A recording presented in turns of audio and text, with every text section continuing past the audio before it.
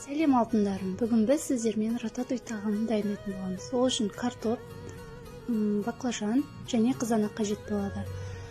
Барлығын осы видеода көрсетілгендей етіп турап аламыз. Алдымен баклажан мен картопымызды майға қуырып, екі жағын қуырып аламыз.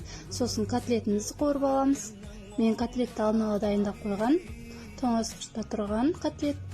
Енді барлығын осындай реттілігімен жинап, қызып тұрған пеште 180 градус пеште 40 минут пісіріп, піскеннен кейін 10 минут бетін ашып пісіріп алатын боламыз. Жасап көріңіздер, өте дәмді шығады. Бетіне менде томатный сок құйдым.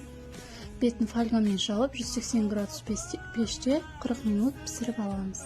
Өте дәмді шығады, жасап көріңіздер, отбасыларыңызды қуантыңыздар.